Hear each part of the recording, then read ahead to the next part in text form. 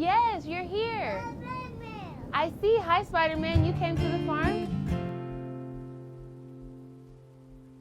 My name is Nyema Clark. I'm Executive Director at Nurturing Roots Farm on Beacon Hill in South Seattle, and I like to call myself the Farm Queen.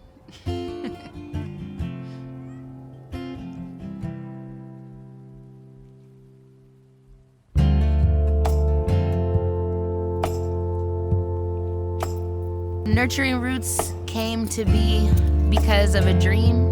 I wanted to create something for the community, to create a healthy source of food, to create healthy activities, and also find more ways to reconnect to our environments. But a lot of us in the city, we don't have opportunities, to be able to grow, to be able to actually see a farm, and then know what that means to us and how to kind of take charge of our health. Very important.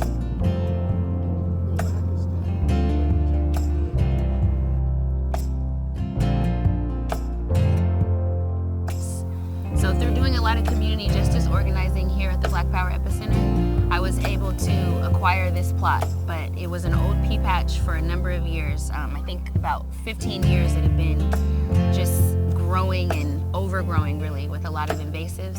And I believe Bethany Church just knew that because we were doing a lot of social justice organizing, she trusted, the vision, and food access was something that we hadn't really touched.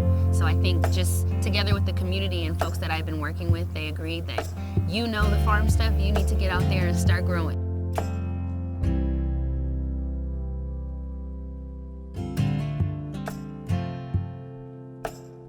So Nyema Clark came into my office, and she was bubbly, she was energetic, she was a woman of color, she had an idea. And as she knows, as senior pastor here, I love my young people. I mean, the young people on the campus and our children, our intergenerational belief that we can make a difference together. To be able to allow Nyema Clark and others to be able to connect with people from the community, share with them and connect with chefs, with using organic produce to feed people is wonderful. I'm Nyala, the owner of Sugar Queen Bakery, where I utilize local ingredients from Nyema's farm. I love using her pineapple sage in the 24-karat cupcake. I would definitely say 3 words to describe Nyema and her work would be community, justice for all, and love. She loves her community, she loves the food that she produces, and the reason why I was so attracted to her is because she's not only doing this for herself, but also to sustain the community around her. When I saw that my community was just slowly deteriorating, it's like, somebody has to do this, dun, dun, dun, dun, kind of thing. But I don't know, it's definitely, I surprise myself sometimes because I think about what I have been able to accomplish. It's like, wow. I didn't see this when I started,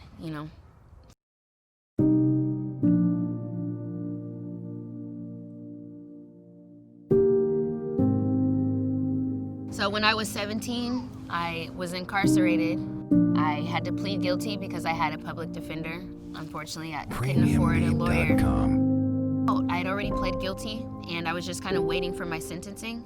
And through that time, I turned 18. And so once I turned 18, they refiled, and it was an adult offense, which turned into a robbery too.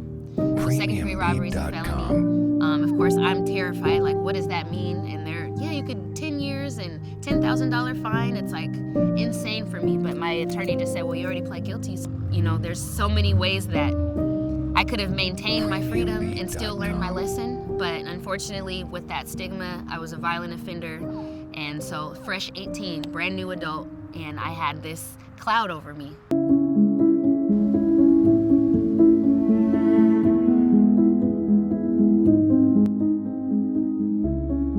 Part of this was a lot of people going out on a limb, even myself. It's like, I didn't know how to be a farmer. I for sure didn't know how to be an executive director for a nonprofit, but because people pushed me, I think being able to see people that looked like me leading the charge for social justice organizing, and really Reverend Angela just saying, hey, we'll tack it on your rent, don't pay anything extra, you guys can do it. So for me, that's where it started, and it's just continued to grow. Put it back in the ground, right here. one of the things that Nyema is doing is bringing the community together through urban farming. She's teaching a lot of people about growing and sustainability, food justice, and what people can do in their own backyards. I've seen her go and install gardens with people and their children. So she's gotten the whole community really passionate about growing and food justice. So I really appreciate the work that she's doing. She's even impacted my family. Definitely planted a seed of passion about growing and agriculture. And so I think that that has really rippled through the community of South Seattle.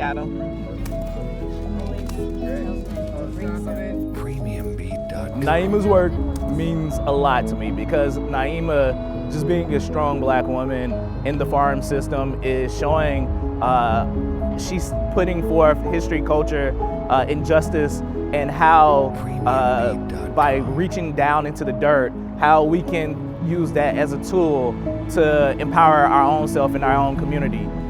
I think it's been quite exciting these last 5 years to see what difference it makes when the church partners with young people and people like Nurturing Roots that can be an example for others in making a difference. A young girl came up and asked me for my autograph.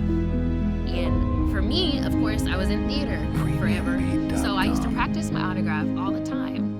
And at that moment, it was like, am I a celebrity? Like, is this really working? And to impact a young person like that. There's been a lot of moments. But that was one of those moments I even told her, like, I'm sorry, I'm gonna cry right now. But I think just having the affirmation from kids, my nephew, my nephews and nieces coming here and them being inspired, it's like those are the moments that made me think that Nurturing Roots made it, There you go, now pull it, walk back. Premiumbeat.com.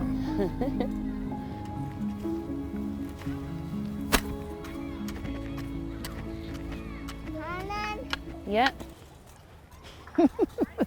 Social justice prevails by those most affected being incorporated into that solution. But I know there's a lot of ideas that just say, you just need someone to show you the way. It's like, no, we need to show you what works for us. So I think it prevails by, organizations like Nurturing Roots being lifted up and being able to stand on the same stage as Seattle Tilth or Parks and Recreation and band arms, but them actually lifting, me higher. So being able to reach into communities and value the lived experience, being able to see how we're impacted. I think a lot of it's the education piece, but social justice starts with you knowing. You have to understand what's at play, and then you have to understand how you can transition out of it. But definitely building, social justice is building, a brighter, I hate to say brighter future, but building something better than what you've had the opportunity to see. Like a lot of us don't know what it looks like to be a black farmer, so I had to make it work, So a lot of times you have to know that you may not see it, but it needs to be done, and you know how to do it, so just do it. Trust that instinct.